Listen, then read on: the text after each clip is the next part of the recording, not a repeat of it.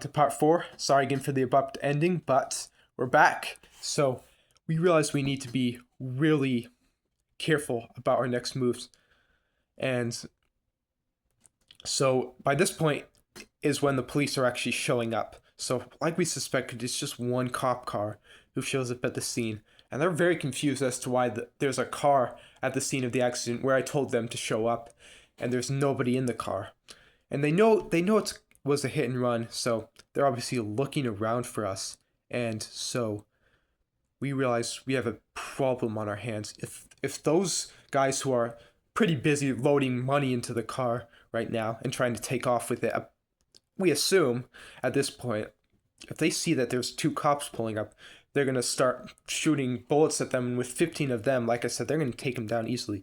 So we needed a way to try to get the police officers' attention without drawing the attention of the men who are loading money into the car, right?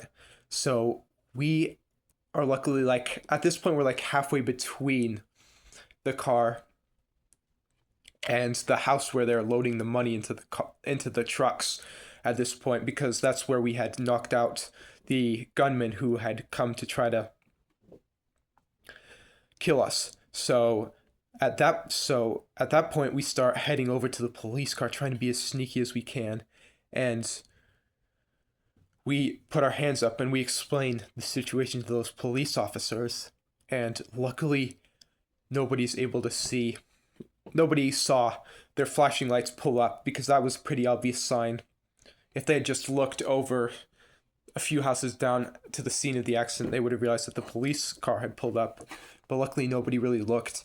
And as we tell us to the police car, they're luckily able to move their police car to a more hidden location and try to call for backup, because obviously at this point there's four of us, because there's two police officers that have pulled up. There's four of us, but still with just three guns, we're not the best in the West. We're not going to be able to take down 15 people who also each have a gun. So the police officers and us work together to hatch a plan to how we're going to catch these guys. And we still don't really know what they're doing, but we know we were able to see the money, right? At this point, we don't really know what they're doing besides the fact that they're loading money into the car. We don't know if it's involved with anything illegal, but we're pretty certain about that, considering they're willing to try to kill us just for us finding out about them loading all that money into the car and potentially phoning the police. So that's what ends up happening. We end up going to try to call for backup, and stay tuned for the next part.